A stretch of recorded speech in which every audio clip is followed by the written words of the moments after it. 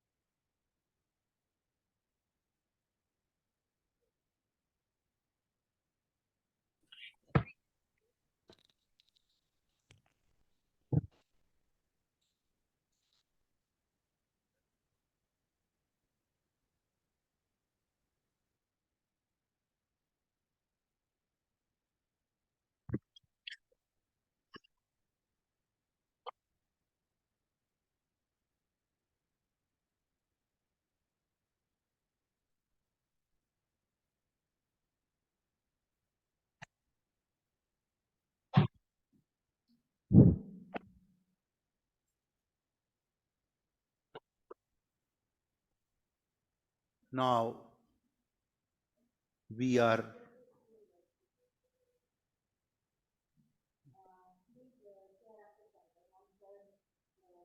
okay. I will ask him to share. Nothing. No problem. Let it be there.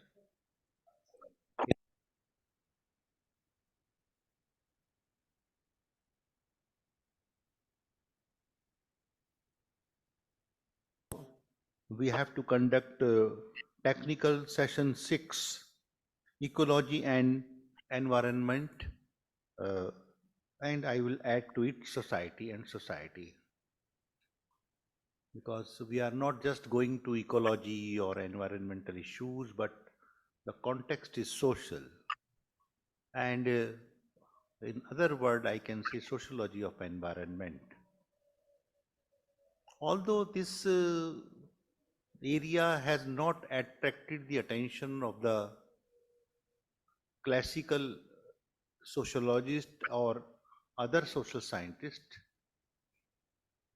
and it is of very recent origin, and I think in 1980s particularly, when there was a critique of the modernization approach of the Western society, and it has created a lot of ecological problems and environmental problems, like particularly climate change and global warming. So scholars from different disciplines have paid their attention to this issue. And since 1980s, now it is almost 40 years, 4 decades, that this issue is one of the major issues in most of the discussions, whether it is science congresses or the sociological congress or any social science congress. This is one of very pertinent issue which is discussed, and you know that another very important conceptualization is of sustainable development, which is related to this, because these issues are related to these development models, particularly Eurocentric model of development, and which was challenged by the environmentalists. The industrialization and use of particular type of technology which was not eco-friendly, which was harmful for the environment, this kind of a new discipline, or you can say new discourse has started in academics. So this session is devoted to these kind of issues. My co-chair, Professor Alka Sharma, is not present due to some personal reasons. So I invite Dr. Priyanka Jain to come over and co-chair with me. Please come over the dais.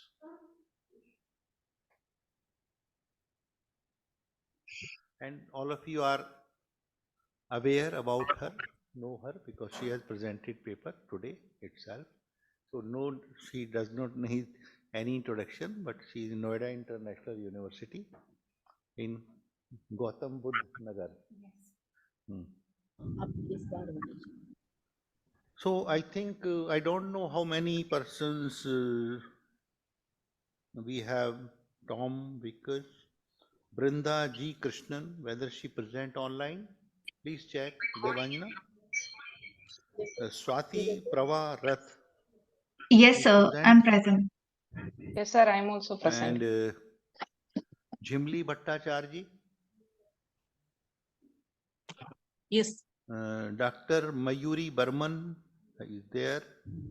Professor Jai Singh, not present. Nutan Marian Tiga, she is present. Yeah. Yes, sir. And Liz Mount.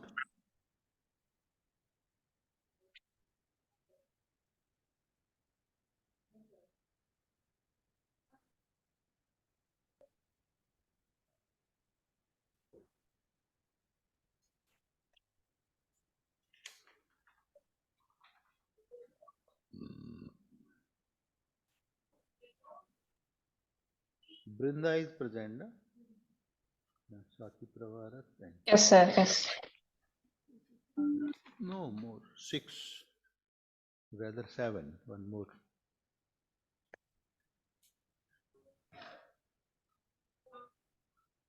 One more participant will join. late, having classes in the Well, I think we can begin with the presentation of my colleague from United Kingdom, from Nottingham, Trent University, Dr. Tom Vickers, and title of his paper is Human Labor from the Viewpoint of Nature, Ecological Reflections on the Future of Work. Tom, please present your paper. And 15 minutes time. Okay, thank you. Thank you so much, Professor Singh and the rest of the organising committee for hosting me here. It's a great honour to be presenting this. And one way to look at the paper I'm going to be giving today is it's a rather long-winded way of explaining why I've come all the way to India to discuss this with you.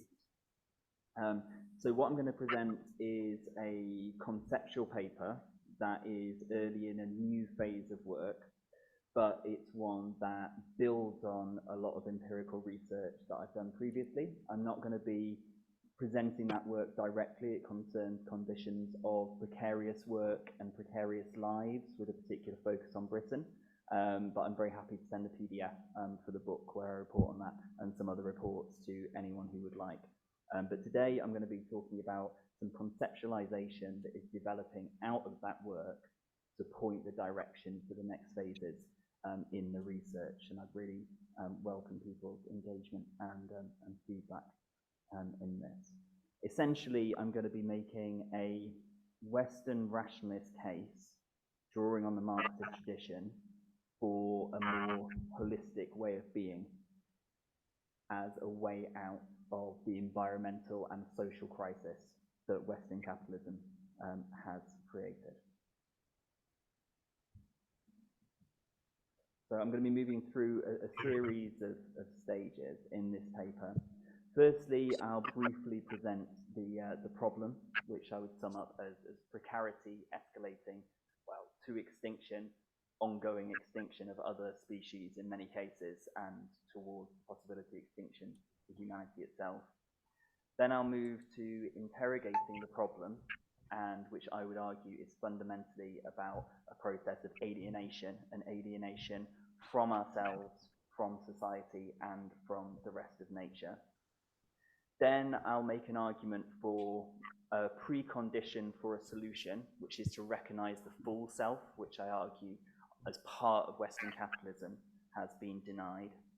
And then I'll talk about where I'm proposing to go geographically and socially in search of a solution, and ideas of relearning things that in Western capitalism have been forgotten. So to begin, and to just sum up some of the conditions of precarity that I'm talking about, this is a cartoon from the Guardian newspaper which sums up one very important aspect, and Amazon warehouse work is characteristic of the work experienced by growing numbers of people in Britain. And what the cartoon points to is the quest for perpetual existence through private accumulation, which I argue is a break from the kind of natural rhythms and is actually imperiling our ongoing survival as a species by breaking from those natural rhythms. I'm going to draw attention now to what I argue is some key characteristics of these conditions of work which are important to sum this up. This is a vignette, so it's a fictional vignette which I produced to draw attention to some key trends which, from a review of more than 500 sources about conditions in Amazon warehouses, we identified. Jack bends to pick up the next item from the container, not having time to stop and enjoy the brief warmth on his skin as his hand passes through a sunbeam from the warehouse windows high above. As he straightens, he feels a familiar twinge in his lower back. But today is a good day. Today the queue for the sandwich machine was short, so he managed to fit in a trip to the toilet within the 30 minutes allowed, along with the 10-minute walk each way to and from the canteen. He had to eat it on the hoof while walking back to his station, and the slimy plastic wrapped tuna sandwich wasn't the best meal he'd ever had, but he's had worse. He checks the item against the digital display installed on his station. Silk shirt, blue, next day delivery. It will probably be in landfill by the end of the month. The shirt sparks a memory of Emma, how much he'd enjoyed dressing up for her when they first met, and her deft hands undoing his buttons. The beep of the digital display pulls him back to the present, also bringing the attention of his supervisor, who raises her voice over the clang and rattle of the warehouse floor. "You all right there? Need to remind me of your target?" "All fine, no problem." Jack flashes a forced grin, feeling in the pit of his stomach the familiar worry that he might fall into the bottom 10% and be dismissed. He wishes he could talk to his co-workers about it, but he barely knows them, and the supervisors frown on conversation as a distraction. Anyway, none of them know where their performance ranks against the others until the end of the month, and by then, if they're at the bottom, it's already too late. So he pushes himself faster, looking forward only to the end of his shift. Jack badly needs the money, saving it to get a place back home big enough for Emma and him to start a family. That's the idea, anyway. Later, as he lies in bed, scratching the bug bites and aching from the overtime he's taken on at the expense of his evening video call with Emma, that dream will feel increasingly distant. Now that illustrates some of the conditions of precarity and the alienation that I argue underpins that precarity. And it's an alienation that is fundamentally about people being denied control over their own movements because they're alienated from their environment in the forms of the things that they need to live. So this, drawing on that classical Marxist analysis, means that all that people have in order to sell, to get the things they need to live, is their ability to work, their labor power. And so that alienation from control over oneself and that alienation from control over one's environment are fundamentally linked within capitalism. And it leads to this lack of control over one's movement. It's an alienation from control over one's body. And I argue that this can also help to explain how capitalism has brought such environmental destruction through that alienation from our environment and through a relationship to the environment which seeks to relate through domination as opposed to cooperation and as opposed to a holistic approach. To quote Marx, and I would argue that Marx is a thinker who more than 150 years ago was dealing with ecological questions and the relationship with work and with humanity, said, "Man is directly a natural being. As a natural being and as a living natural being, he is on the one hand endowed with natural powers and faculties which exist in him as tendencies and abilities as drives." So these needs of human beings, our needs as biological living beings, are a fundamental tether to the rest of nature. Marx continues, "On the other hand, as a natural, embodied, sentient, objective being, he is a suffering, conditioned, and limited being, like animals and plants. The objects of his drives exist outside himself as objects independent of him, and yet they are objects of his needs, essential objects which are indispensable to the exercise and confirmation of his faculties." And I argue, drawing on that labor, in the sense of our interaction with the world around us, is central to our sense of ourself, because it's through interacting with things that are not ourself that we experience the limits and we come to know who I am. It's something that drives our cooperation and our community with other people. People like John Bellamy Foster have argued that it was central, that cooperation to meet our needs was central to the development of human language. And it's central to our relationship to the environment, because our needs push us to go out and interact with that world. And it's a dynamic process, because as we interact with that world, that creates a blurring of the boundaries of ourselves. At the same time we experience ourselves, to the extent we can influence the rest of nature, then we are putting ourselves out into the world, as well as taking parts of the rest of the world into us. McCarthy argues then that to focus on human needs enables us to strike at the heart of the labor-nature relation and to help direct action in order to try and repair some of that separation, that alienation that has been produced by Western capitalism. To unpack this a bit further, I think it's important to consider what is this self that is alienated. And I think thinking about this can help to understand how this has happened under Western capitalism and draw some useful comparisons to other forms of society that might help us to get out of this situation that we're in. So we are, of course, we are physical, we are embodied, and those bodies in motion constitute work, but we're also more than just a simple sack of meat. We are, of course, a mind as well, and we're rational. But often within Western capitalist thought, that's as far as it goes. That's as much of the human being as is acknowledged. But we also have what in many societies, various forms of this kind of conceptualization, that we also have some other part of us that we feel deeply, but that can often be difficult to put into words. That part of us that has been variously defined as feeling or emotion, as spirit. And so to understand fully this process of alienation and how that might be repaired, I argue that it's important to consider all of these different parts, the way that alienation operates within each of these dimensions of ourselves. And also to think about practices which exist in many different human societies and have independently developed in many societies around the world that connect these different dimensions and that enable things to be known in ways that aren't purely rational and transmitted.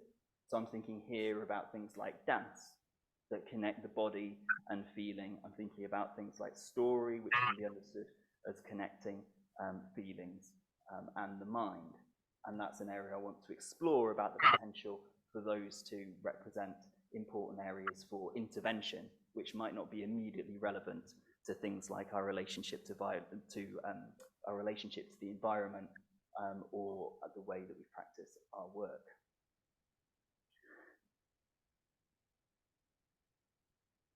So, to think about how, if we understand these conditions of alienation from the self, from other humans, and from the rest of nature as interlinked, and these interacting fundamentally through the way that we move in our work, our interactions with the world, but that also connecting with the way that we move in other parts of our life, then we can think about moving from the kind of situation I described in that vignette earlier, which I would describe as precarity. And I really like the concept of precarity because it has a bodily,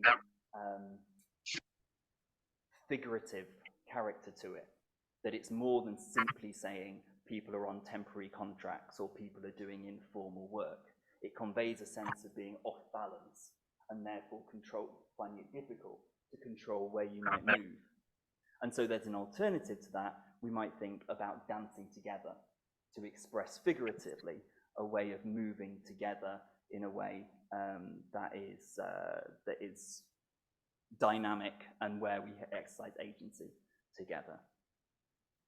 And dancing together in this sense of laboring and living in a way that is ecological might call for regulation informed by scientific ecological analysis, and this is something that Engels argued in the use of science to predict indirect and indirect kind of consequences of our actions beyond what is obvious.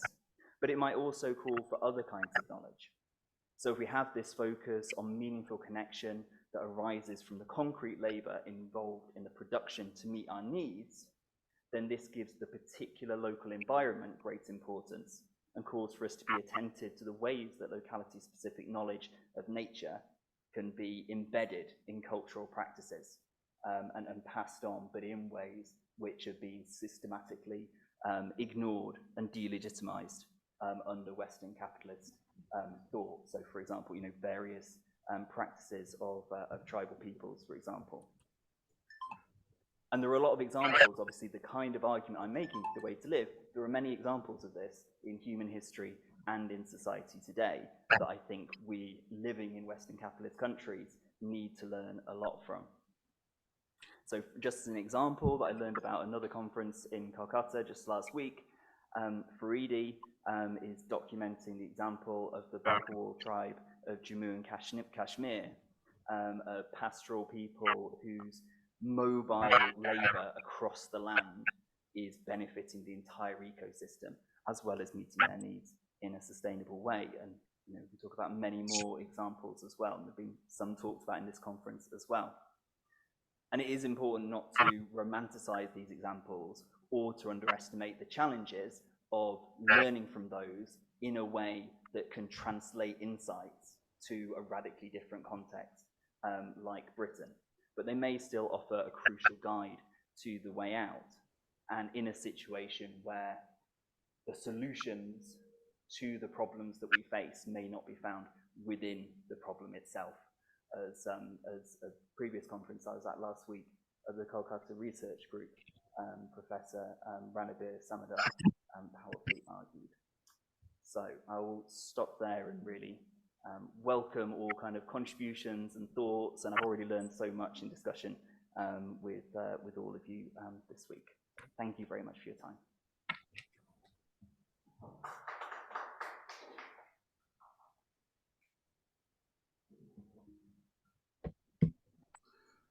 Thank you, Tom. And I think you have combined two perspectives, Marxian perspective and social work perspective, for understanding the human labor from viewpoint of nature.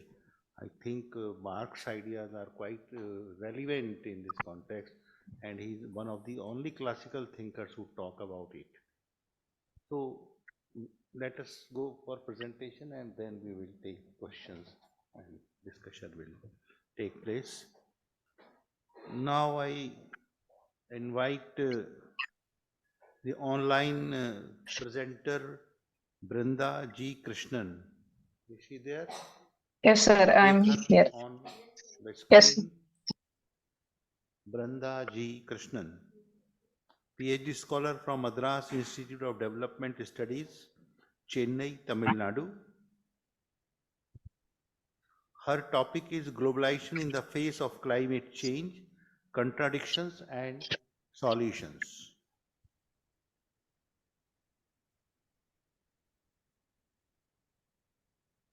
Can I share the screen, yes, sir? please.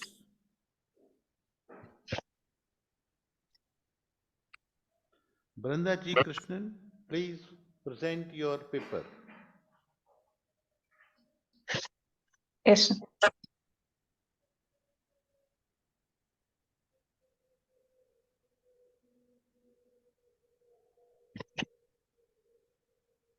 Yes, please speak. You are audible. Actually, I'm not able to share my screen.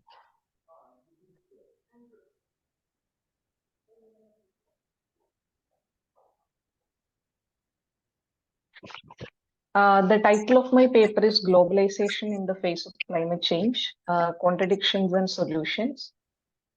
Can I go to the next slide? So basically, both globalization and climate changes are changes which is happening globally, which will have local impacts. And regarding globalization, it determines the current patterns of economic growth and expansion, whereas climate change basically regulates our current patterns of ecological resource base. And in that way, both of these are intertwined to the perpetual questions of environmental growth nexus. And globalization integrates economies, political relations, and technology and information transfer, whereas climate change is a long-term shift in weather patterns experienced on the Earth, largely driven by human actions. So given its link to the economic growth, environment nexus, the intersections of globalization and climate change is important.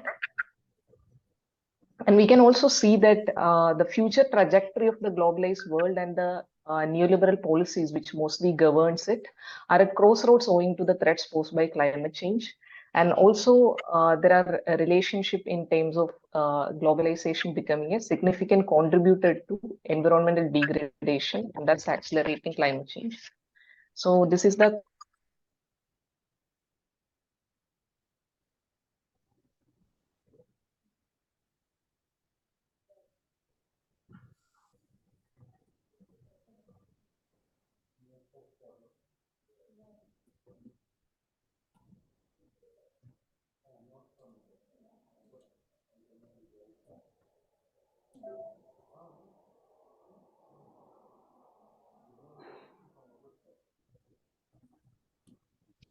next slide, please.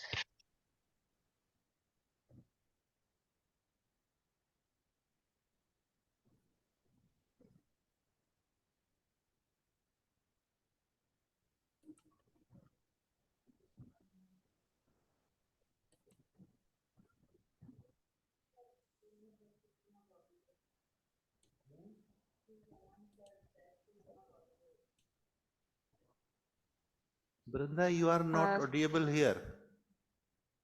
So can I go to the next slide? Okay, go for the next slide. Thank you. So first I'll look at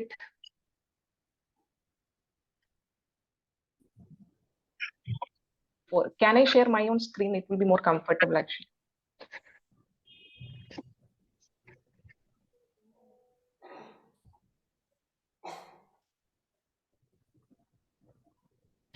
Hello, sir.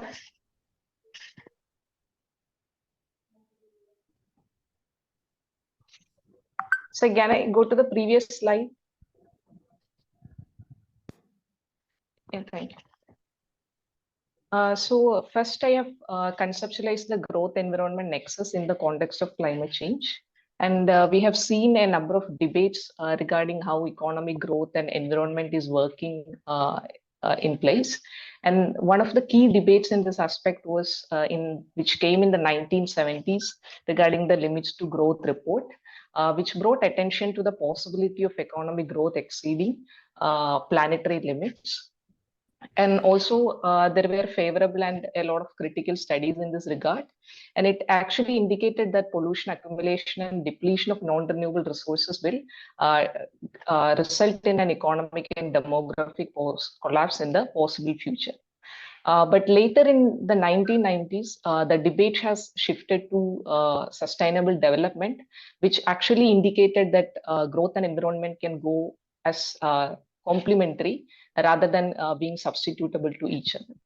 But in the post 2000s or in the recent years, the debate, the core of the debate has shifted to climate change, which actually brought new limits to growth into the discourse. Here, the limits indicates the capacity of atmosphere to absorb and diffuse greenhouse gas emissions rather than the resource capacity of the planet. So anyway, given the already discussions on limit to growth and climate change, we can say that the continuous economic growth is anyway put in question. Next slide, sir.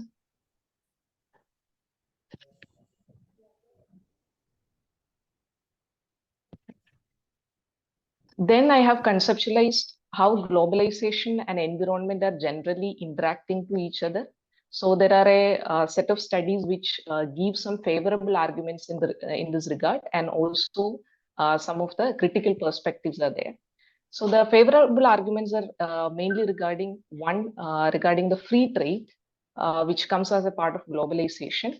It says that it can channel economic activities into least cost producers, implying least environmental cost. Second is better foreign investment. It can improve our environmental standards and methods of production. Some studies cite the environmental Kuznets-Curve hypothesis in this regard. That means at a better stage of growth, we will have better environmental standards and methods of production. And third argument is regarding environmental policies, which says that better knowledge, resource, and technology transfer will result in better management of environmental stress, especially in the case of developing countries. There will be more stronger institutions and secure property rights. And the critical arguments in this regard is one, of course, the ecological footprint created by increasing growth in terms of pollution, deforestation, and other kinds of environmental hazards. And second is the race to bottom hypothesis, which says that when environmental conditions or regulations become better, some of the countries may transfer their industries to countries having lax environmental policies. So they will be just shifting the damage to other countries. And again, there will be more competition and higher pressure to lower the cost of production. So environmental policies will be further deregulated. And finally, a number of our growth and income accountings tend to not account for environmental cost. So the unpriced or underpriced resources or externalities may be significant, but often overlooked. Next slide. So with this background, so first we have examined how climate change can be conceptualized in this new growth regimes. Second, how globalization and environment are interacting with each other. Now I'm looking at how climate change and globalization are interacting with one another and what are the key points of intersections. So I have divided this section into 4 themes. One is on trade liberalization first. So which is a very defining aspect of globalization. And in the context of trade liberalization, there will be more competition, which will result in higher carbon emission scenarios. And we already know that a number of developing countries with existing inequalities are yet to realize favorable outcomes from production and trade compared to advanced economies. So given the challenges associated with climate change and globalization, it will be particularly difficult for those countries. And the core periphery debate within the climate change literature is again important in this context. And also there will be outward migration of industries and investment to other countries. And so in fact, the carbon emission scenarios will not be, will maybe shifted to another less advanced countries rather than reducing. And the last point is that in this context, the bargaining power of local communities is also important, that as opposed to big multinational industrialists who may be investing in these countries, they may have less bargaining power over environmental regulations and impact compared to local population. Next slide. The second theme is that of investment expansion. There will be more foreign direct investment transferred to other countries. So again, here also the issue of policies will come up. The industrialists or investors will be looking for countries having less regulated environmental policies. And here also there are 2 arguments. Some of the studies show that compared to the domestic industries, foreign industries do better in regard of controlling carbon emission scenarios and environmental regulations. But there is another set of studies which criticize this argument, which puts on the pollution have-and hypothesis, indicating that energy consumption and FDI-driven carbon emissions are more in the case of such investments. And some of these examples can be noted here. In the case of deforestation in South Asia and Brazil are largely according to the demands of the global market rather than the domestic ones. And secondly, the ecological footprint created by the incoming global goods and industries will be very high in such nations, which will have again negative impacts on local ecosystems and communities. Next slide, sir. The third and important aspect is the environmental policies and regulations. What will happen in this context when globalization and both climate change come at play. So climate change can be regarded as a classic case of tragedy of commons, implying that even if it is the individual who is acting, the cost has to be bared by everyone equally. So the nations want to protect their environment, but not only in their own countries, but also in other countries. So for that, international cooperation is required. Multilateral institutions and negotiations can be helpful here. And here globalization can be a push factor to integrate such multilateral efforts. But one downside of this argument is that are already practicing cap and trade mechanisms for controlling emission scenarios and all. But even after 2 decades of signing UNFCCC conventions and all, many countries are still failing to meet climate policy targets. And many advanced nations are simply transforming the such targets to other countries rather than meeting it themselves. And also in the case of developing countries, given the structural rigidities in enforcing even the most basic property rights, it will be very difficult to enforce exotic carbon rights. And yeah, and also even though globalization facilitates more knowledge and information regarding countering climate change, there is a possibility that it may undermine local political movements in this regard. So even the issue of climate change itself is conceptualized based on Western sciences. That can also be a policy issue. And next is the cultural aspect of globalization, which is also connected to the issue of climate change. And we can see that globalization results in growing universal connectedness between diverse societies and cultures. So it is one of the primary ways in which our understandings and connections are manifested. But the issue with globalization and cultural transfer is that it is mainly depending on the consumerist patterns of different societies. So such exchange itself is determined by the selling capacity of each nation's services, so which has historically acted in favor of Western advanced economies. So even if multinational institutions and regulations are coming in play in the context of climate change, there is a possibility that Western knowledge systems and policies dominate the narrative. Next slide. So these are the 4 major themes that I have identified from the review regarding the intersections of globalization and climate change, which is trade, investment, environmental policies, and cultural changes. And there are diverse and favorable interaction between two, but it depends on the context in which we are looking at. Anyway, the study suggests more decentralized understanding of the interaction of climate change and globalization in most appropriate policy levels, and more restructuring into bottom-up decentralized policies. And also the recently globalization itself stand contested. A lot of countries are moving to more nationalistic regimes. So how are these things playing at that context is also important. And finally, it is important to recognize that many aspects of our current economy and polity are already governed by globalization. So it is important to propose alternatives that incorporate the dimensions of globalization, but proposes local solutions. Thank you.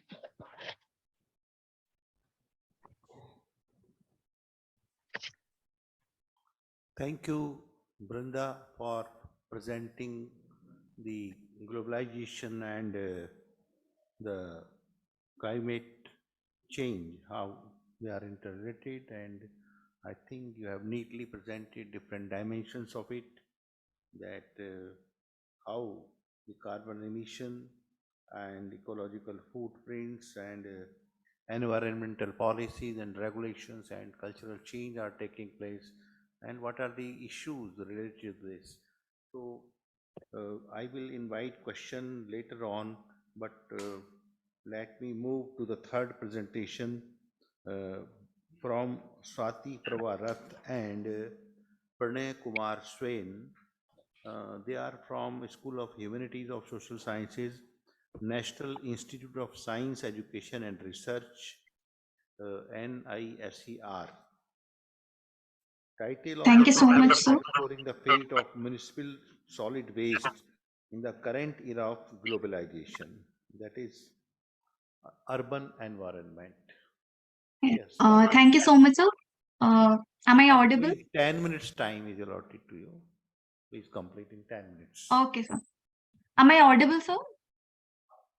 Yeah, you are audible. Okay. Thank you so much, sir. So in this paper, I'll be talking about how globalization as a grand process is influencing the problems of solid waste in the urban areas. So as we know that there are a lot of interconnections and interdependencies among various elements in life and societies, and that has been the subject of introspection by the social scientists and the researcher. And after the collapse of the system of colonization, countries all over the world could feel themselves being connected in multiple ways, which could be politically, economically, educationally, and after all, socially. And till that time, such interconnections and interdependencies were not studied by the researchers, but the scholars started studying it, and they attempted to name such a grand process. And the term globalization was emerged. So that emerged. And after its emergence, the discovery of the new process of globalization brought almost all the elements of the social life of humans under its forces, which was further studied by scholars all over the world. So the attempt to understand life and its dynamics are being undertaken by researchers even today. And there is high hope that this attempt will continue in the future, because the process of globalization will never cease to exist and will continue to impact institutions, systems and lives in greatest possible ways. So here in this paper, we attempt to describe and underline the fate of waste and waste management in the era of globalization in the 21st century. So as we know that globalization is all encompassing force, and almost all individuals on earth are affected by this. So how far the impact of globalization runs in equilibrium is a matter of concern, because its impact is not balanced. Though every citizen is affected, but that impact is not equal at all, because certain regions are affected in a different way and others are affected in a different way.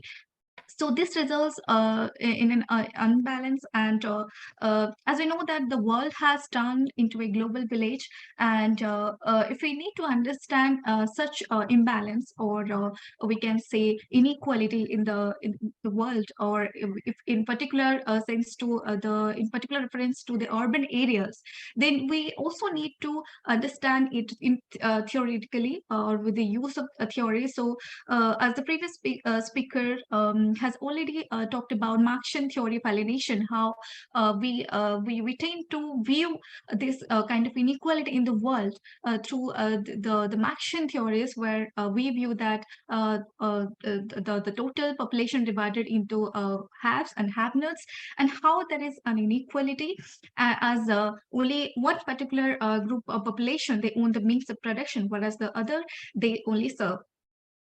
So here there is a political economic analysis, and if we apply the theory of Marx, then where the political economic analysis is hidden, the entire globe is analyzed in terms of relationship between the haves and have-nots, and it will give a completely different type of interpretation. Similarly, there are multiple theorists who have tried to analyze the process of globalization from different perspectives. If we talk about Anthony Giddens in 1990s, he viewed globalization as the stretching of the social interconnection between the local and the local worldwide, and the globalization has more to do with geographies all over the world.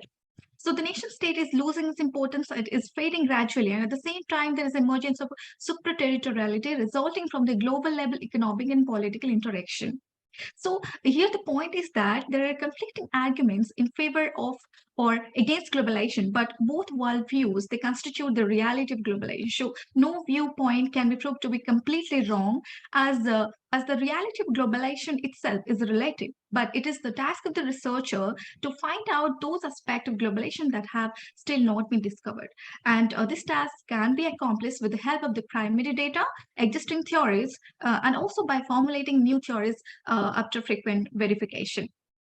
So as we know that globalization has brought capitalism in the world, and also consumerism has grown so much. So along with that, the production waste in urban areas has increased rapidly. The volume has increased. And also along with the globalization, the problem of waste has become a problem which is much more complex, and we can also term it as a hybrid problem. So here, if we talk about India, then after the introduction of NEP in 1991, formally globalization was introduced in India, and there was initially it was an attempt to integrate Indian economy with the world economy. But other than economic impact, its social impact and cultural impact was enormous. So we need to view this, and we need to research into this, how globalization has impacted the production of waste, and how this problem can be solved as well. So few researchers have pointed out the result brought about in Indian society in the waste sphere due to globalization, and most natural scientists are busy bringing out the solution through technological developments to waste-related issues like how to manage waste scientifically, how to treat the waste or polluted substances, etc. But the real cause or the source of the waste problem itself has not been ventured upon. So it is the social scientists who should take up this task and find out the real causes of the waste-related issues and deal with the questions such as why so much waste is generated, how do people generate so much waste, what are the lacunae in the effort of the government and governing bodies in managing all kinds of waste, and what are the social causes or processes involved in waste generation as well as management. So if this can be answered well, there can be a better understanding of the waste-related issues, so also a permanent solution can be achieved. So now coming to the methodology part, this is part of my research work. Currently I'm pursuing PhD at NISL. So here I have used both primary and secondary sources. Extensive literature review were undertaken to delve deep into the concept of globalization, its impact on Indian society, and also the relationship between globalization and environment, with particular reference to waste and waste management. But there is scanty literature in the field of effects of globalization on waste and waste management. So along with this also, the tools such as ethnography, participant observation, interview schedule, and FGT were also used to accumulate data. So the study area is the Bhubaneswar, that is capital city of Odisha, and which is situated near the river Mahanadi, the Daya Nadi, and Kuakhe River. So the Bhubaneswar Municipal Corporation, or otherwise called as BMC, is the governing body which manages waste in the city. So coming to the waste management in the city, it looks very planned and very smooth and systematic, but there are multiple problems hidden. So this needs the attention of the social scientists or the researchers to look into the problem, the real social problem associated with waste, and that has a linkage to globalization as a whole at the global level and also at the local level. So BMC collects waste every day in the morning, and it disposes the waste in the dump pad, and some of them are recycled that can be used. And also recently they have set up certain plans to compost those waste.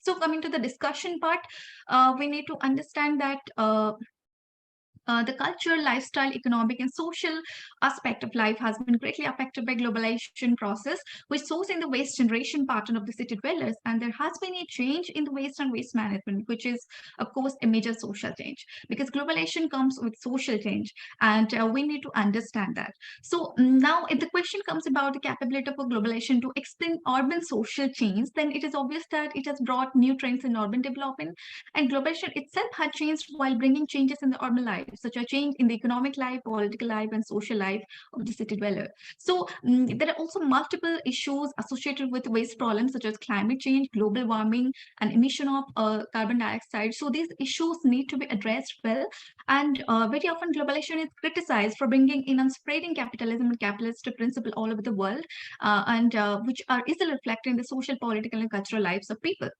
So now coming to the environment-related impact of globalization, this is a much-needed effort that will benefit policymakers a lot.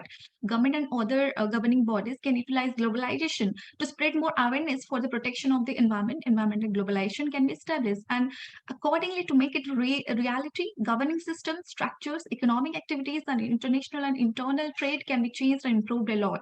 So economic globalization, social globalization, and many of its dimensions can be properly used to improve the overall environmental performance, including waste management. So this can gradually lead to a sustainable world through continuous communication between global and local bodies, improved knowledge of the citizens about environmental globalization, and also efforts and action in line with that. So state can get a lot of benefit from globalization and protect the environment. Even if many environmentalists propose anti-globalization, the acceleration of globalization can in turn benefit the world in a lot more way.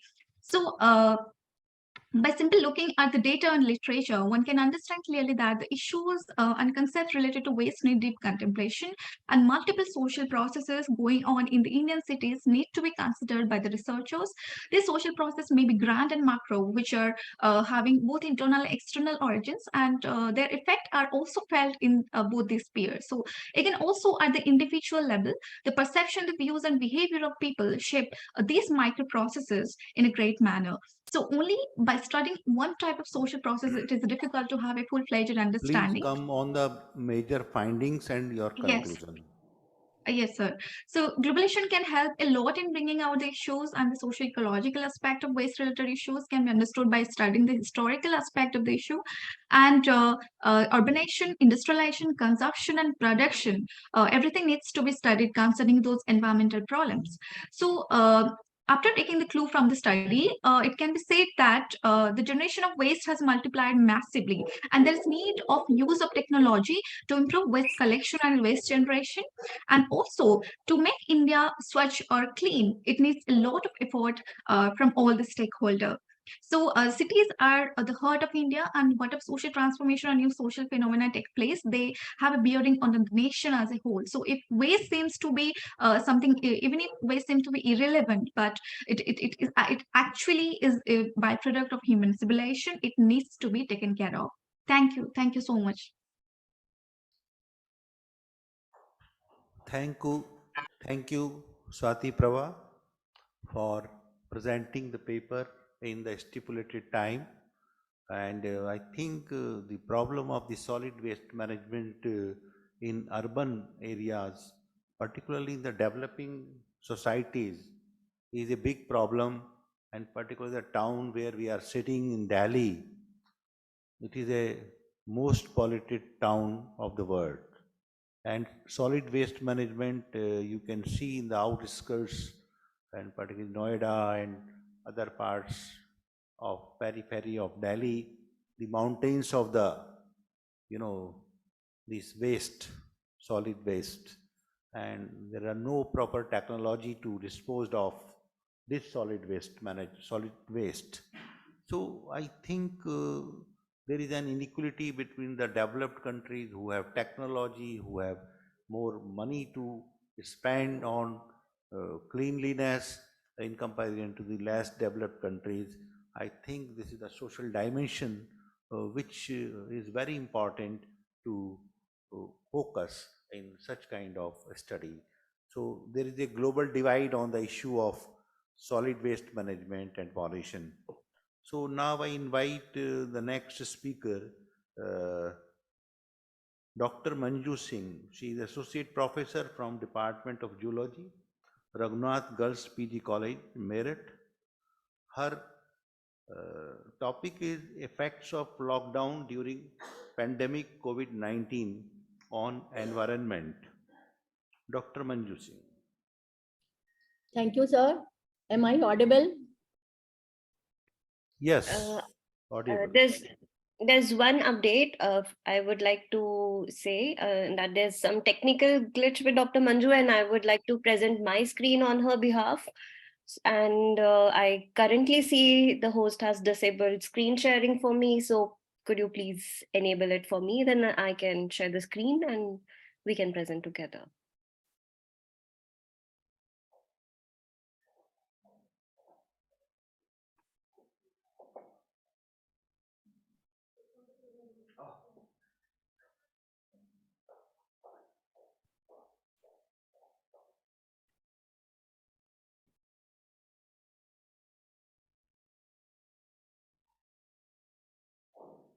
You are not audible.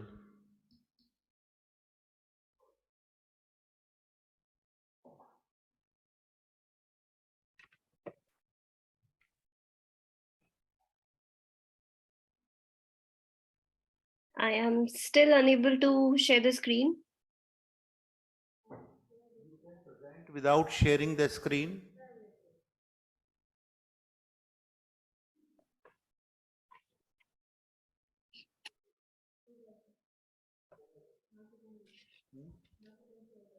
Okay, I can do that now. Thank you. Now you can share the screen. Yes, I can do that. Thank you. Thank you very much.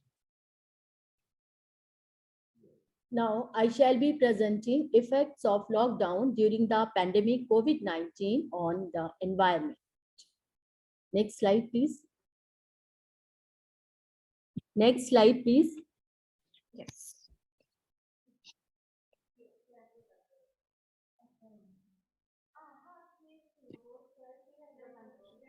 You have to do it yourself because you are sharing.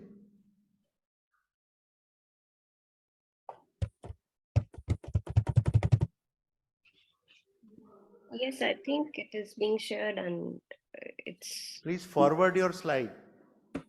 Yes, it is forwarded, and I think.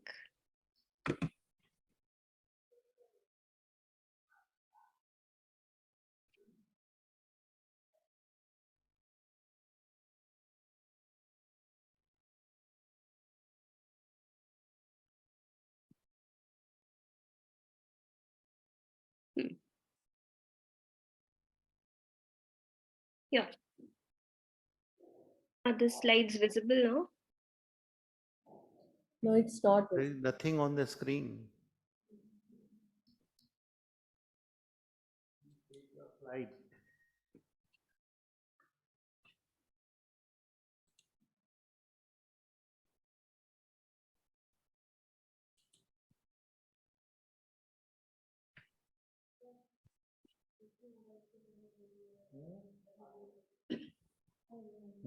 Yes. Next. Yes. Yes. Next. COVID-19 coronavirus disease declared as global pandemic by WHO on 11th March 2020. The transmission of COVID-19 virus through respiratory droplets among human beings was confirmed by WHO in January 2020. The disease is spread by aerosol, which is a suspension of solid or liquid particles within a gas phase. That is, it is 21%, and by close contact by it is 29%, and it also spreads by the contact with surfaces, and it is 50%. Air pollutants make suitable environment for transmission of virus at greater distances and also could increase susceptibility and severity of COVID-19 patients. Next, please. Since there was no effective antiviral medicines or vaccine was investigated so far, therefore, the most effective way to protect human beings from coronavirus was found to be social distancing and social lockdown. The reports of research studies, media, and government organizations show that the lockdown brought about drastic impacts on social and economic value, while it posed positive impacts on the environment. Present paper is based on reviewed literature on the studies conducted in Delhi, the national capital of India, and Ghaziabad, biggest and second largest Indian industrial city of Western UP, India. Both the cities are found most polluted with AQI index between 300 to 400 against normal permissible value below 100. Next. The data of different time zones are compared to observe the impact of lockdown on the environment. Tools used were satellite images, that is Copernicus Sentinel-5P, air quality index, that is AQI, calculated by Central Pollution Control Board of India. During studies carried out in Ghaziabad, 24 hours average concentration of 4 major pollutants, that is particulate matter 10, PM10, PM2.5, and these PM particulate matter, when they are explained as PM10 or PM2.5, means the diameter of the particle. And NO2 and SO2, nitrogen oxide and sulfur dioxide, of specific dates were compared to concentration data of the previous year results. The dates selected were as follows: 10 January, 30th January, and 19th February 2020, that is before lockdown. 10 March 2020, that is partial lockdown, and 30th March and 19 April, that is strict lockdown. Next. The data was also collected on same dates from 2019, that is previous year, to make a comparison between the concentration of pollutants. And the table shows the percent reduction in concentration of 4 major pollutants as Ghaziabad, approximately 85% reduction in PM 2.5, that is the most drastic pollutant in case of COVID-19 disease, and 50% in case of particulate matter 10, 48% nitrogen oxide, and 14% is sulfur dioxide. Next. The table shows up to 85% reduction in PM 2.5 and 50% reduction in PM 10. These particulate matter, they have proved to be the most drastic, more very effective pollutant for the transmission of this coronavirus. From 1st January 2020 to 20th April 2020, the following observations were made as compared to same time frame of the last year in India. And results incurred drop of 40 to 50% in the concentration of nitrogen oxide, and a drop of 14 to 16% in the concentration of sulfur dioxide had been noticed. A deep decline in the concentration of sulfur dioxide, nitrogen oxide, and particulate matter was observed in Ghaziabad and industrial city because of decrease in the industrial and traffic emissions. Next, please. Major steps of methodology were same as that of study carried out in Delhi having similar environmental conditions. Observations made during period of March 2020 to May 2020 at different locations for pre and post lockdown period show the same pattern in reduction of pollutants as in the case of Ghaziabad. Sulfur dioxide was observed to diminish from March to May, even coming close to the acquired value for the safe environment.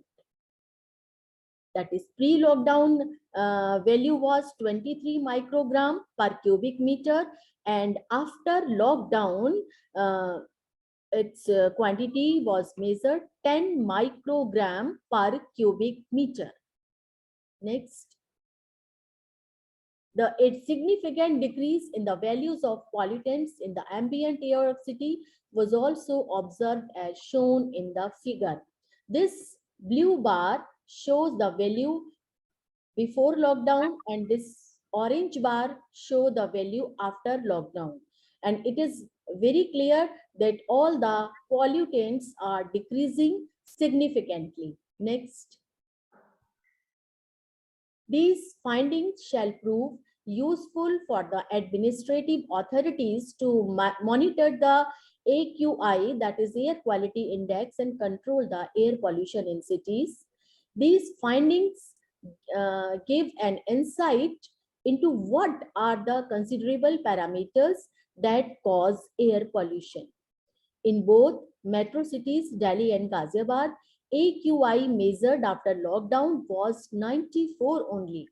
That is the moderate value. While before lockdown, it was measured between 300 to 400 impermissible value. Thus, lockdown strategies enforced during COVID-19 pandemic provide a meaningful message to all the countries worldwide for restoring the environmental quality as well as the natural ecosystem stability. All of us need to do a slight change in our lifestyle, such as carpooling, plantation, organic farming, reduction in burning fossil fuel. Efficient utilization as per need is the need of the hour and a possible step towards the sustainability and saving the Mother Earth.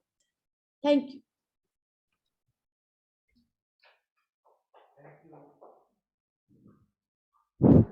Thank you, Dr. Manju Singh, for presentation of a scientific paper based on scientific data that how during the lockdown the level of pollution decreased and the dangerous gases like carbon dioxide, nitrogen oxide and sulfur dioxide, which cause a lot of problems in breathing and decreased. But I think this is a temporary phase and which is almost over. And today we see that in Delhi and Ghaziabad, the pollution has increased and I think beyond the permissible level. But the findings of this paper are relevant and alarming for policymakers. And as I pointed out in the previous paper, that consciousness among the people, social awareness, and technology, eco-friendly technology, and I think a lot of work is going on in India, and so that to shift from petrol vehicles to the electrical vehicles or other kind of fuel because car or this transportation is a big source of pollution in most of the urban cities.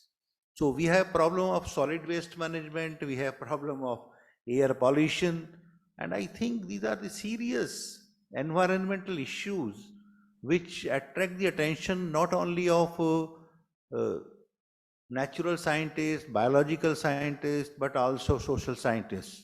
So globalization and environment both are multidisciplinary issues or topics on which there is a need of coordination between different social scientists as well as among the environmental scientists and the biologists, so that we can deal with such problems. So now I invite the next paper presenter, Jhimli Bhattacharya. Is she present online? Please take her on the screen. Oh, welcome, Jimli. And her topic is Globalization and Environmental Injustice, the Case of Urban Poor in India. Dr. Jhimli Bhattacharya is professor in Department of Sociology, Assam University, Silchar. And this is a department where I served for 14 years of my career. And she has been a student of our first batch in Department of Sociology, and now she is professor there. And her PhD, she did her PhD from JNU and on environmental issues. I am happy that you have contributed a paper to this international conference. Dr. Jhimli Bhattacharya, please.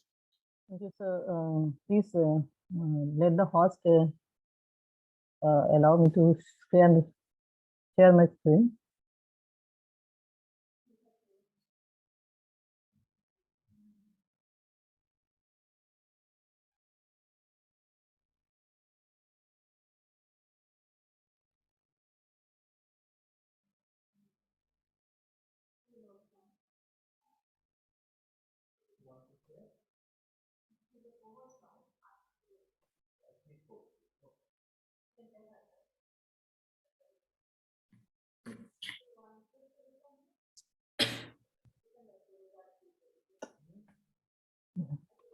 Yes, please. You are audible. This is just finding problem in sharing my screen. Okay. You can share. It is allowed.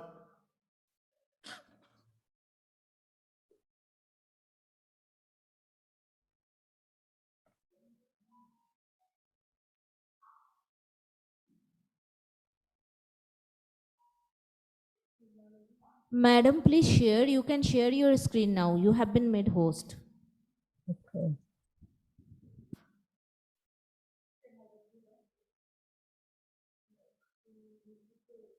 There is green color share screen in your at the bottom of the screen. Yeah, but then Please click there. yeah.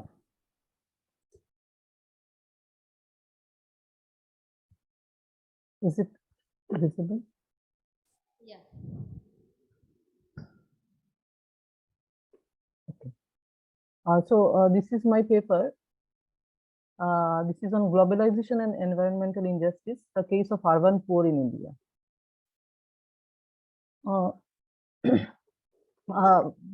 breakups I'm just summarizing. This is the first part will be I'll try to see how globalization is linked to urbanization, and urbanization is linked to slum growth, and then slum to look at slum as a constellation of poor, then urban poverty and environmental injustice, and then the looking for way out. So these are the parts I'm dealing with. So first job for me is to relate globalization with poverty. So sorry to interrupt. Please largen your screen size. Means the slideshow.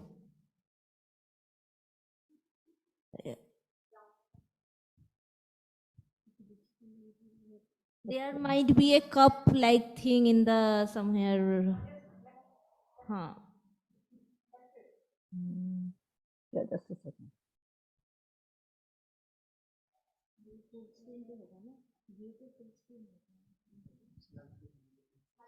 Slideshow. Click in the slideshow.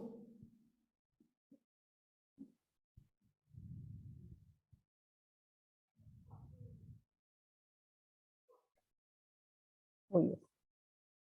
Is it coming now? Is it okay? Thank you. So my job first is how to link globalization with poverty. So linking global, I'll go directly. We know what is globalization. I'm not defining that. I can just link globalization with, or I can just define globalization or start understanding globalization from Robertson's phases of globalization, where we have seen globalization started long back, so it's not new now. But then in the last 3 decades, we find the globalization, the pace of globalization is very fast.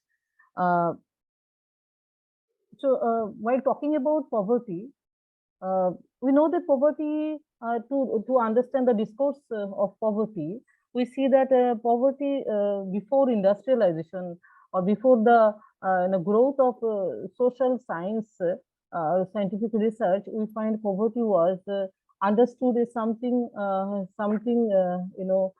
maybe supernatural, where human doesn't have any control, or natural, or supernatural like that.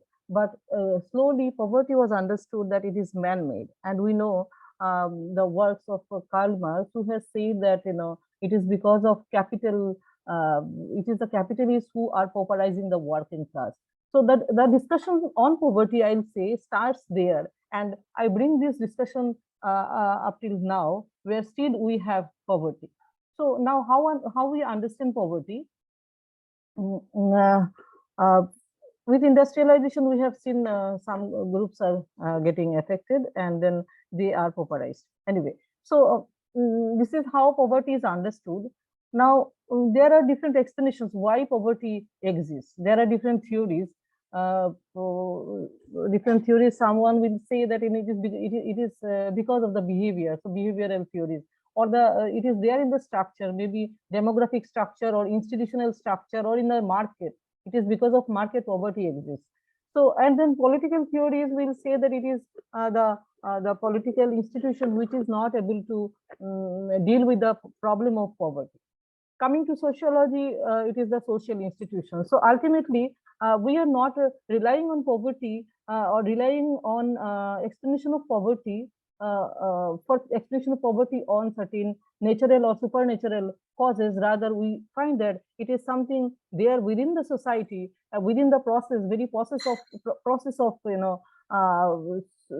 society, that we find poverty exists. Now, I'll directly go to the discussion on related to poverty with globalization. So I'll refer to the work of Ray Bush, who says that poverty emerges from the process of exclusion. From the, just a second.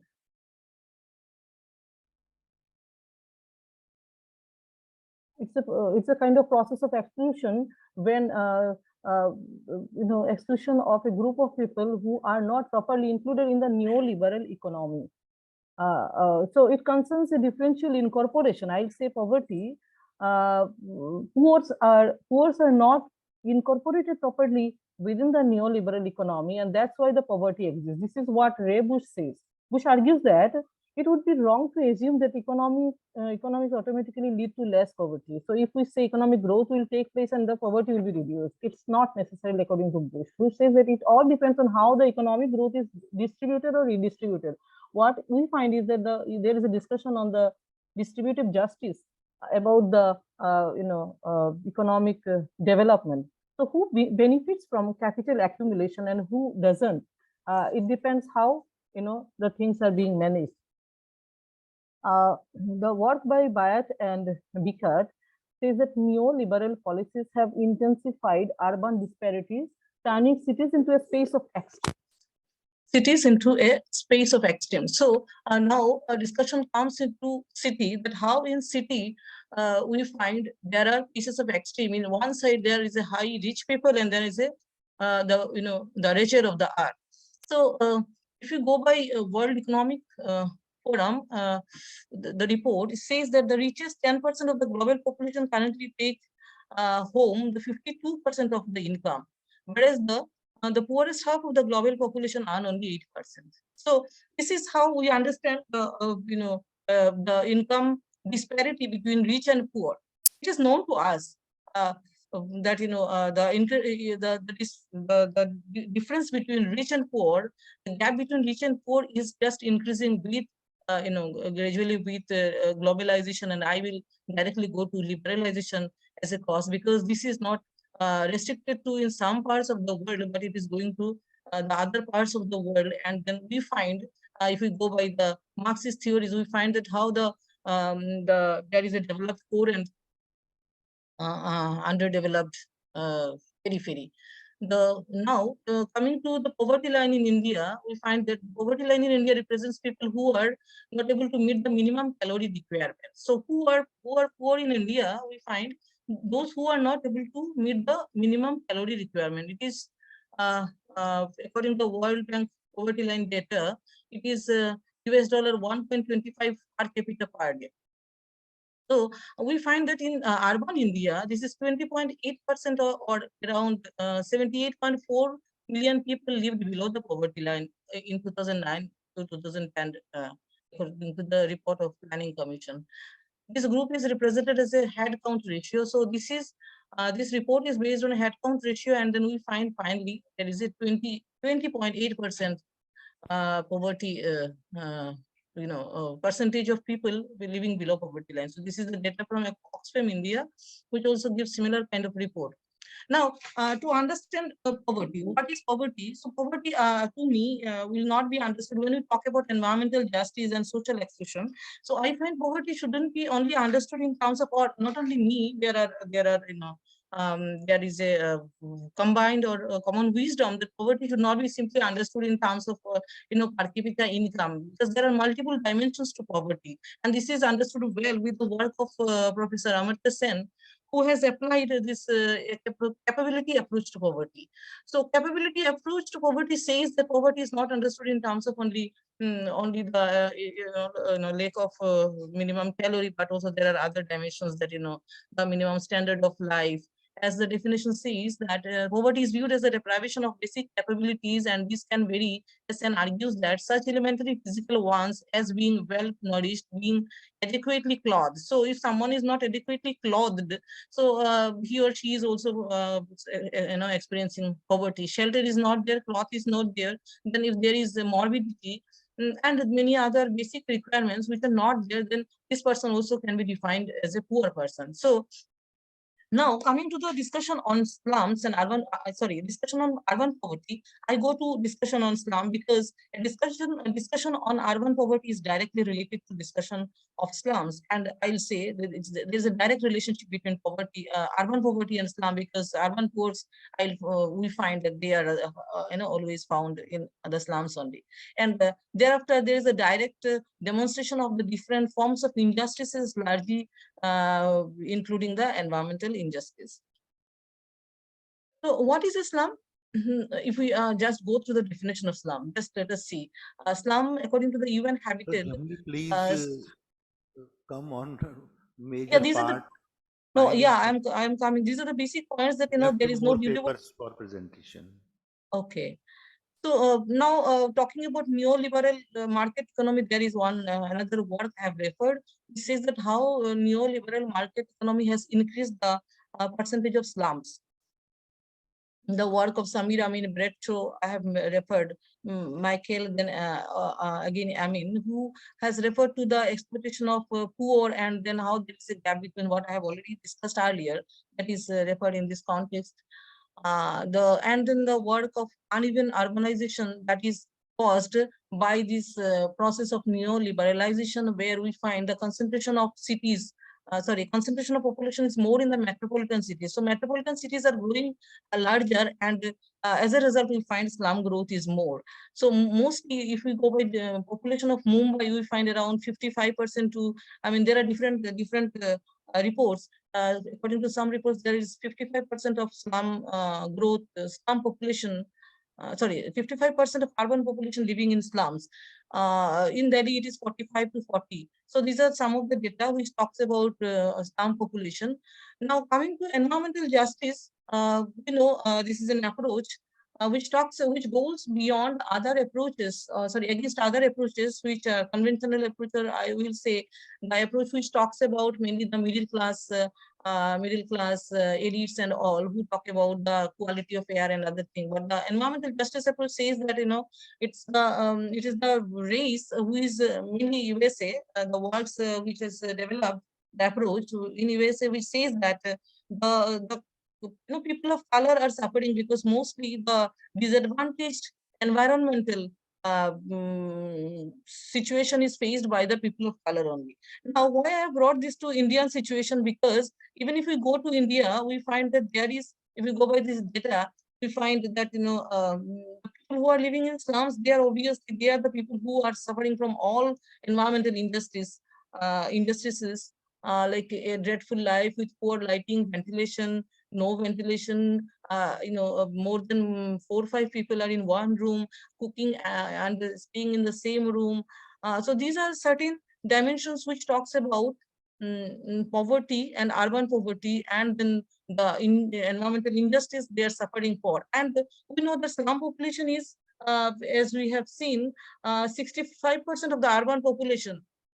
As we know, there are different definitions of slum, and to include population under slum. And if we come to India, it's 65% roughly of the urban population are being said. Let us not say 65% as reports vary. At least 50% population in India, urban population in India, are residing in slum conditions. And we can understand the status of environmental justice these countries, these people are availing. So this is a report by Center for Science and Environment. Every sixth urban Indian lives in slums unfit for human habitation. Slums, in fact, are so common that they are found in 65% of the urban 65% of the Indian towns. Slums are existing. Then slum dwellers are the most overlooked section of the society. 6 out of 10 slum dwellers live close to unsanitary drains, and almost 4 out of every 10 do not get treated water. Another dimension of slum life is the social environment, where we know that the kind of life they are having, the conflicts like quarrel, clash, and fight in the squatters is very common. Noise and violence. Then there is also residents are having to found to have the experience of prostitution, drug trafficking, hijacking, smuggling, all these, all these which again talk about the social environment and which is not conducive for a healthy living. So be it a physical environment or social environment, Islam is always the example of the, I can say, the worst life man have ever experienced. And in this context, if we are talking about globalization and economic growth and neoliberalization policies which are being undertaken by different developing countries, we find ultimately we don't find any answer, because we find the slum growth mainly are more in the developing countries. And this is a huge challenge to the developing world in the new world order with globalization. And I don't know if there is any answer. There are policies which are trying to rehabilitate the slums, but then it's out of, as certain reports what I have not mentioned, it's around 12% of the total slum population they are addressing. So if the population is increasing like this, and we are going to have a larger economy, then I doubt how much we are able to address this question. With this, I would like to conclude my presentation on my on the topic of environmental justice, that how globalization is related to environmental justice, or is it really doing any justice to the slum dwellers? Thank you. Thank you very much. Thank you, Dr. Jimli, for raising a very pertinent question on New World Order and globalization. So we have two more papers in this session now. One is by Dr. Mayuri Burman and another by Nutan Marian Tigga. So first I invite Dr. Mayuri Burman, she is present here. Her topic is globalization, environment and climate change with a special reference to laws, man's transformation and ecocentrism influence human environmental relationships and transmutation of G to C in developing ecological consciousness and self-realization. We have two papers and we have only 10 minutes time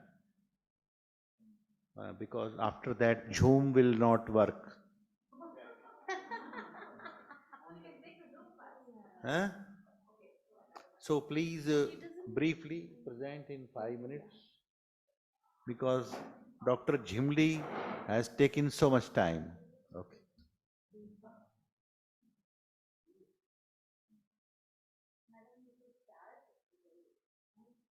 Yeah.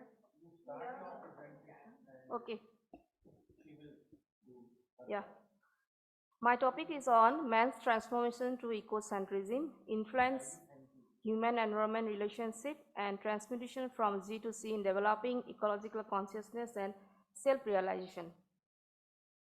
In this age of globalization, the current system is integrated with ecological crisis that the task to preserve our environment is urgent need. The strains of ecological crisis are so apparent that we need an evolution to develop our ecological consciousness and self-realization.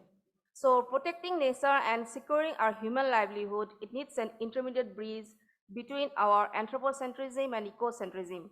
As our current capitalist economy is ecocentric, so our relationship with our environment is an urgent need.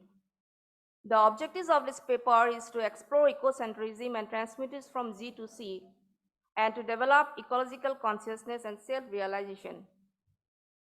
Arnendt's ecosophy. Arnendt's the founding father, finish. Third slide, next.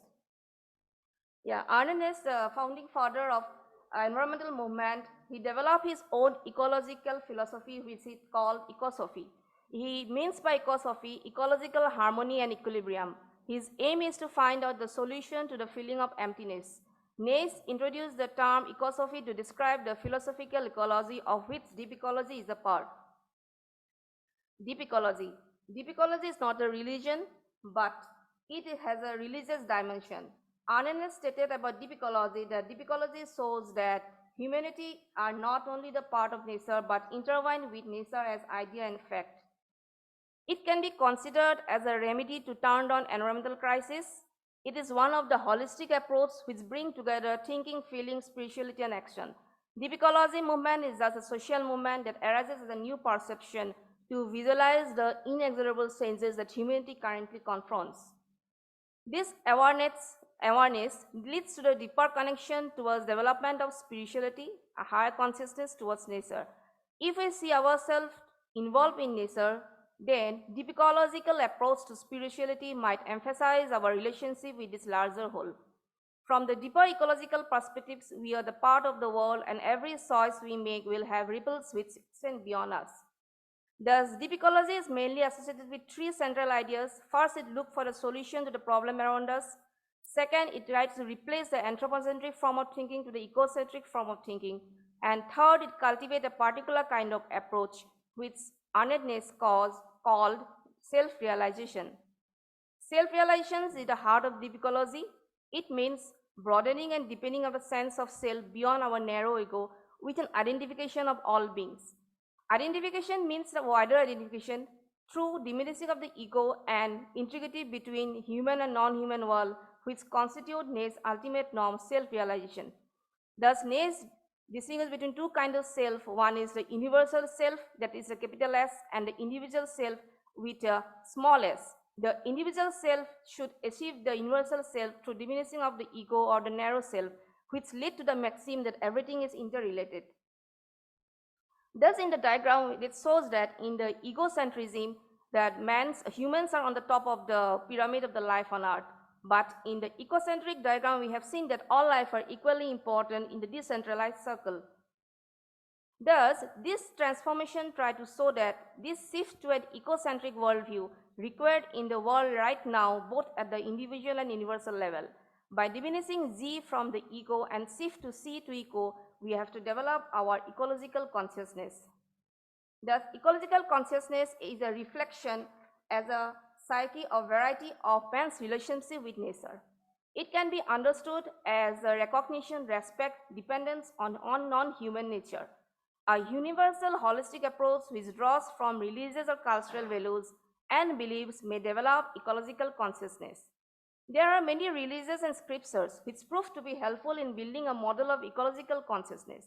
In the Bhagavad Gita, in the 15th chapter, it has described that humans are not only the proprietors of the world, as it is described as, the sloka are described as a na rupam asya tatopalabhete nanto nasadir nasa samprasista ashwatthaменam subirodha molam asanga sastrena dridhena sitta nirmana moha zita sanga dosha adhyatma nitya vinivritta kamaha danver vimukta sukhadukka samir gatchantri amodha padama avyamatat.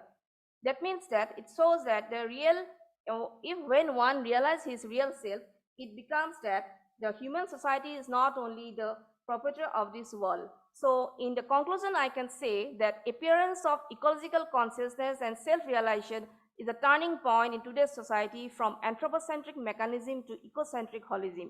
Thus, the joy and the meaning of life can be enhanced towards a new way of seeing the world by replacing anthropocentric form of thinking to the ecocentric form of thinking. As Immanuel Kant, a German philosopher, he gives about the two kinds of concepts. One is the moral act and the individual act, beautiful act. So moral act are always motivated by moral law, and it becomes our moral duty to perform it whether we like it or not. But if we do something because of the moral law, the outcome of satisfaction decreases. But if we do what is right with our inclination, then happiness, it turns out to be a beautiful act. So Arnett says that people should take the environmental affairs as a beautiful act rather than a moral act. Then only by realization of true self, we can derive the norm self-realization for every being, where we can see ourselves in others and others in ourselves. Thus, in the last, I can say that in ecological consciousness leads to the welfare of all in our environment and nature. As it is said, Sarve bhavantu sukhinaha, sarve santu niramaya, sarve badrani pasyantu, ma kachi dukha bhagavat. May all be happy, may all free from disease, may all realize what is good, may all free from sorrow. Thank you. Thank you, Dr. Mayuri Burman, Thank you, sir. connecting the philosophy with ecological and environmental issues. And I think the philosophy, social philosophy particularly, has an important role in the organization of a society. So I think that philosophical perspective should also become when we discuss environmental issues, and you have presented it in a very nice manner and a very good conceptual framework you have developed, and I congratulate you for this kind of paper. So now we are moving for the last paper, but not least in this session, and I invite Dr. Nutan Marian Tigga. She is Assistant Professor, Department of Sociology, Jadavpur University, Jadavpur, West Bengal. And Professor Bhadra, yes, my friend, was in that university. So, Dr. Nutan Marian Tigga. The Yes, title of her paper is Green Technology, Environment and Emerging Trends of Electrical Cars, Challenges and Change. And I think she will present some important things in this paper. yes, good evening, sir. So the title of my paper, as you have said, it is Green Technology, Environment and Emerging Trends of Electric Cars, Challenges and Change. Now, I will not go into the PPT given the fact that we have very less time. So I will just go through very vital points in my paper. So first of all, we will try to understand that what is green technology. So green technology is also known as sustainable technology, which takes into account the long and short-term impact on the environment. Green products are by definition environmentally friendly and energy efficient. They also help in recycling, and they also look or cater towards health and safety concerns, renewable resources, and many more aspects go into making a green technology or a green product. Now, as we're talking about green energy, we also need to talk about that green energy or green technology is essential for survival and sustainability of human life.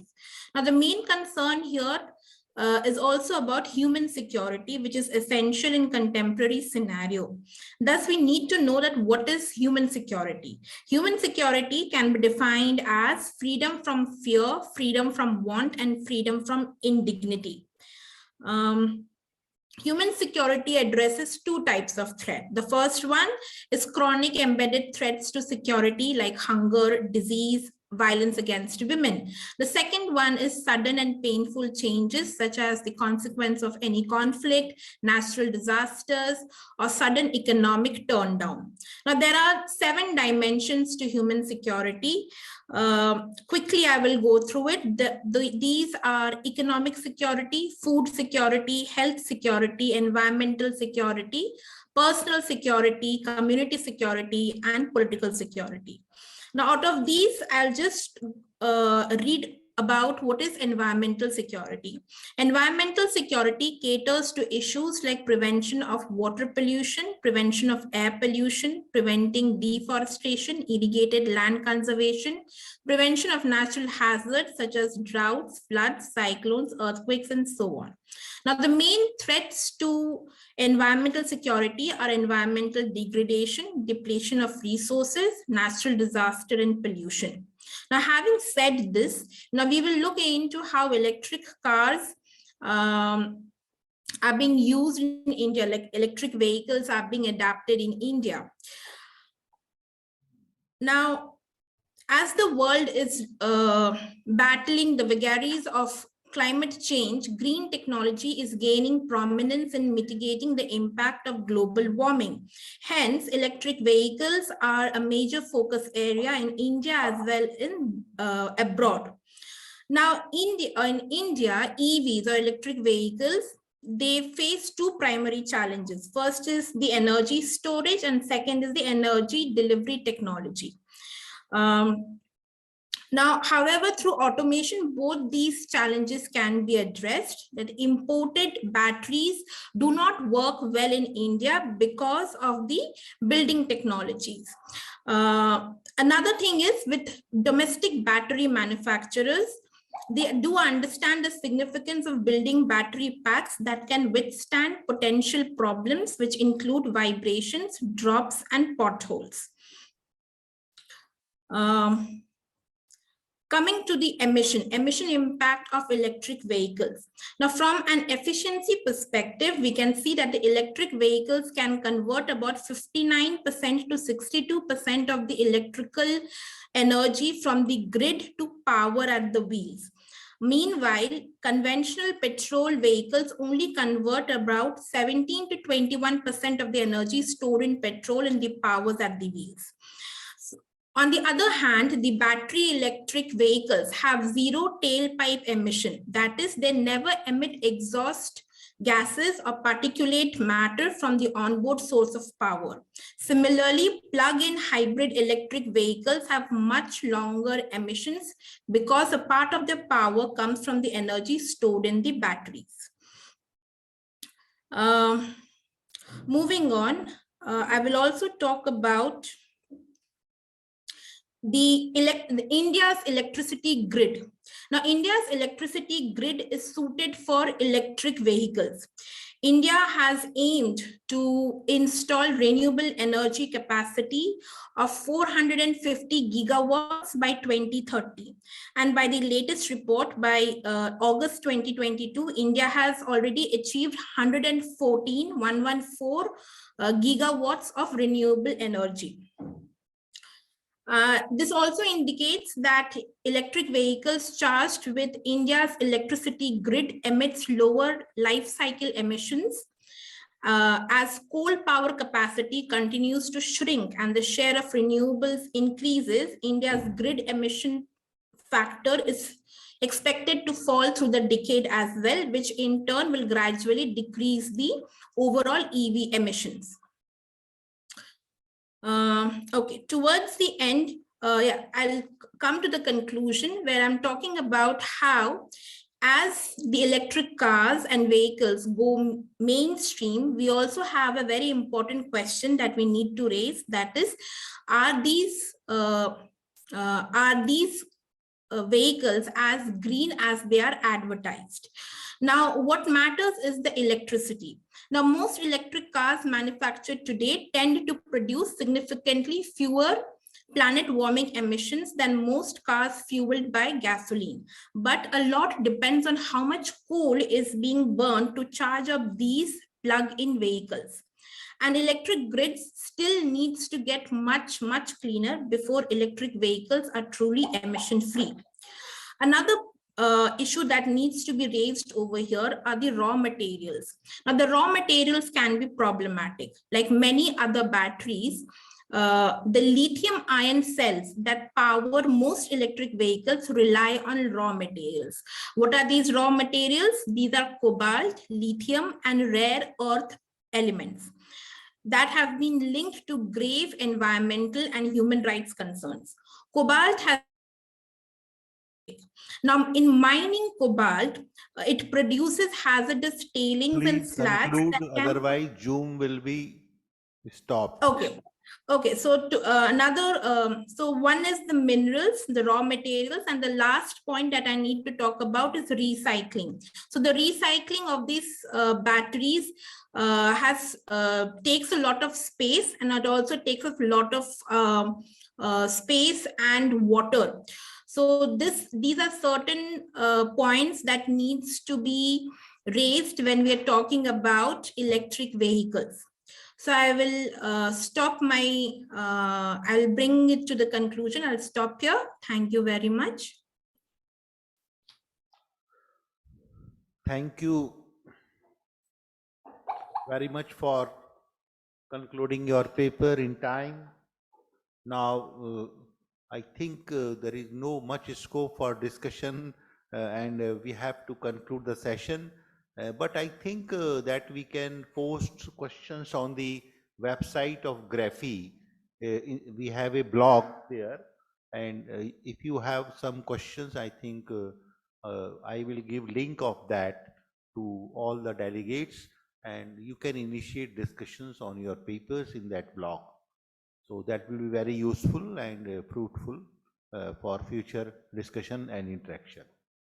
So I think that in this session we have a number of papers related to environmental issues from Tom's paper, give a theoretical perspective that how that work in future labor, he has a combination of two perspectives can be combined in order to have a better environmental aspects in our society. Then we were having a paper related to on climate change by Brinda, Krishnan, and she has identified certain contradictions in the solutions we have about for climate change. And Swati Pravaratha, she talks about municipal solid waste management problems. Then we have a paper about the environmental conditions, how these conditions improved during the lockdown period, and which indicate that the pollution is man-made, and we are contributing for the destruction of the environment. And I think Anthony Giddens has written a very nice book on climate change. And I think he raised these issues that we talk about the pollution and all these issues, but we do not follow what one should have, because we think, okay, well, let us do, and there is nothing urgency in that. What will happen, it will happen in future. And because of that, the towns like Delhi and have spoiled like anything. Jimli Bhattacharya, she talks about environmental injustice, and she discussed the case of urban poor, and she tried to relate it with the globalization. And but I disagree to some extent with her proposition that globalization is directly related with the poverty and the slum conditions. I think slums were existing prior to globalization also.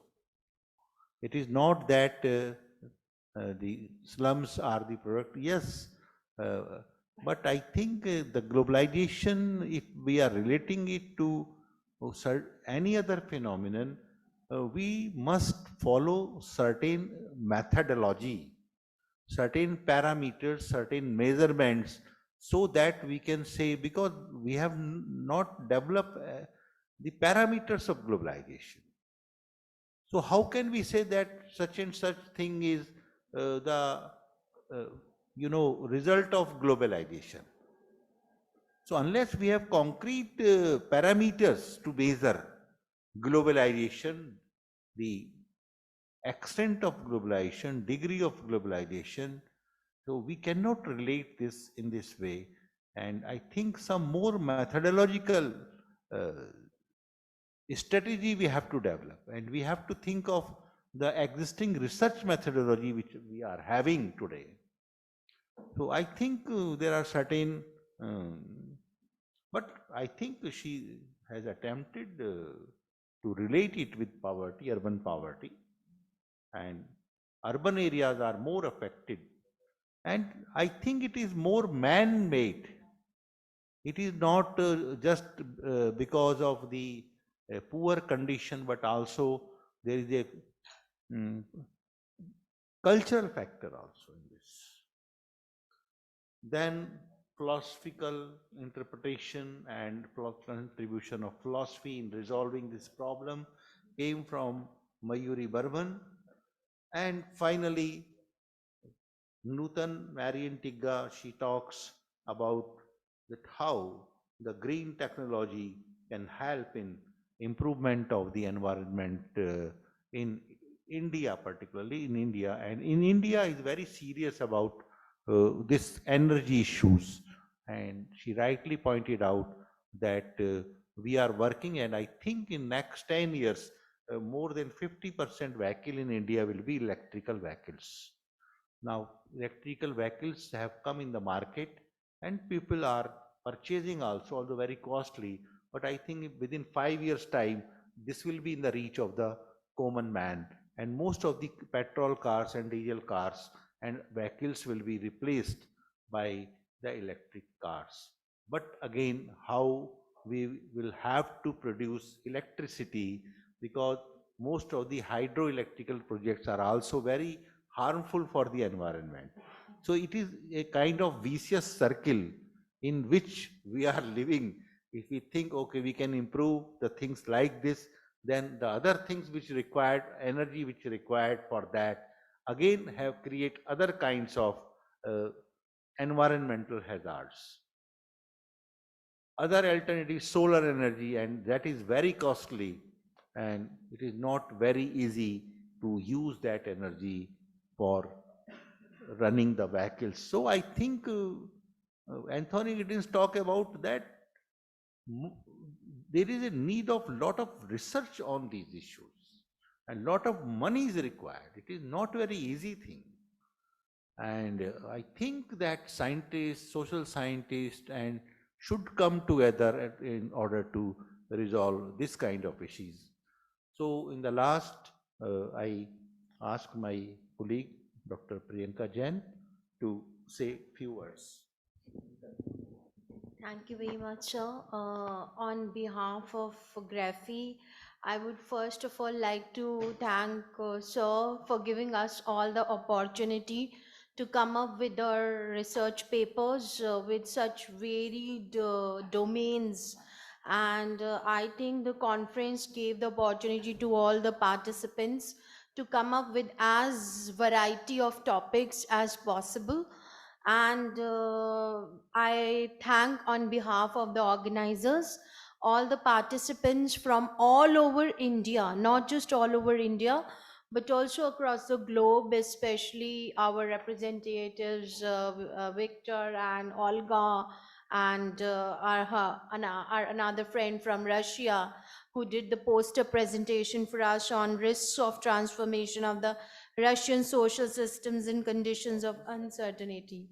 And for this session, it was especially on ecology and environment, and the kind of issues that have been brought up: climate change, urban poverty, and are basically all the pandemic related problems and how it is affecting environment. These are all emerging issues for all sociologists in today's world, that we should look into the perspective of environment and climate change. So thank you very much for giving us a different perspective and making the conference a big success. And thank you very much. We'll continue the legacy. Thank you very much for giving me the opportunity to present vote of thanks. Thank you, sir. Thank you, Dr. Priyanka, for joining me as co-chair. And my task is very big to organize, and physically and mentally and also academically the whole conference. We have one more day tomorrow, and I think tomorrow will be very good presentations, I would say. That my effort to bring some scholars from Ukraine, one scholar particularly, she will speak on Ukraine. So let us see what she speaks from the field situation. The sociology emphasizes on the field. So what is the field situation? Because conflict is not over. So, and she will speak from Kyiv live. So thank you very much.